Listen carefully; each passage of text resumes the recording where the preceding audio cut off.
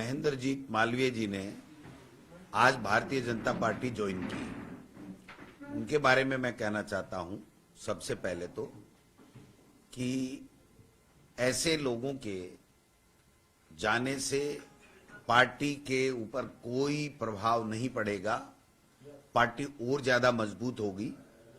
और पार्टी मजबूत होने की वजह यह है कि पिछली दफा जब विधानसभा के चुनाव थे तो महेंद्रजीत मालवीय जी जीते थे, बाकी के सारे लोग वहां से उस जिले में हारे थे। जब हम लोग 21 आए थे तब भी इनकी शिकायतें हुई थी कि इन्होंने दूसरे लोगों को हराया।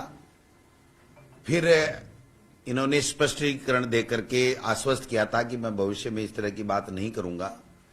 अब की बार भी इन्होंने स्वयं के अलावा सबको हराने के लिए काम किया वहां अपने जिले में और अपने संसदीय क्षेत्र में। लेकिन नीनामा जी, रमीला खड़िया जी, हमारे गोगरा जी और अर्जुन बामनिया जी वो चुनाव जीत करके आ गए और चुनाव जीतने के बाद में इनका धरातल बिल्कुल खिसक गया, इनका जनाधार खिसक गया। और पिछली दफा भी इनको 2.5 साल तक पार्टी ने इसलिए नहीं बनाया था कि पिछली दफा भी ये शिकायत थी कि इन्होंने बाकी के साथियों को हराने के लिए काम किया है। ऐसे में 2 साल बाद में इन्होंने पार्टी आलाकमान के पास जाकर के माफी मांगी थी कि मैंने ऐसा काम नहीं किया और फिर भी अगर पार्टी महसूस करती है तो मैं भविष्य में इस प्रकार की कोई गतिविधि नहीं करूंगा जिससे पार्टी को नुकसान हो। तब जाकर के 2.5 साल बाद में इनको मंत्री बनाया था। तो इनका आचरण काफी वर्षों से संदिग्ध रहा है, लेकिन फिर भी पार्टी ने यह सोच करके कि आदिवासी नेता है और कांग्रेस की पार्टी की रीति नीति में विश्वास करके और काम कर रहा है तो इसको माफी देते हुए मौके देते रहे। लेकिन अब निश्चित रूप से इनको यह लग गया था कि इस कांग्रेस पार्टी में आपका कोई स्थान नहीं है, आपको कोई मेंबर ऑफ पार्लियामेंट की टिकट नहीं दी जा रही है।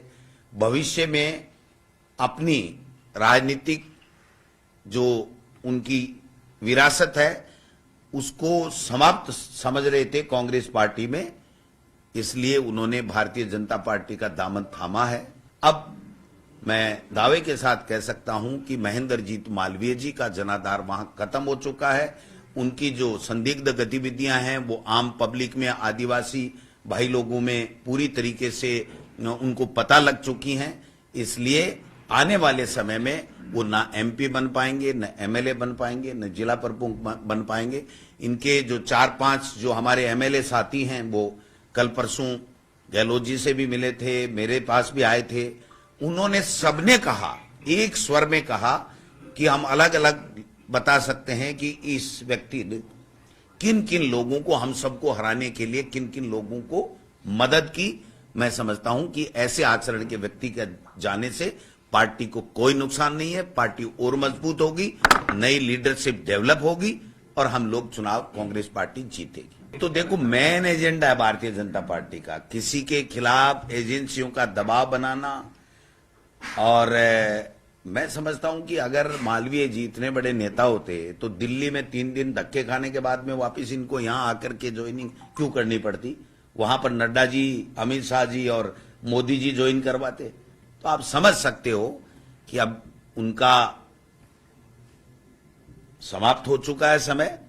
अब नई लीडरशिप आएगी और कांग्रेस मजबूत होगी, यही मैं कहना चाहता हूं।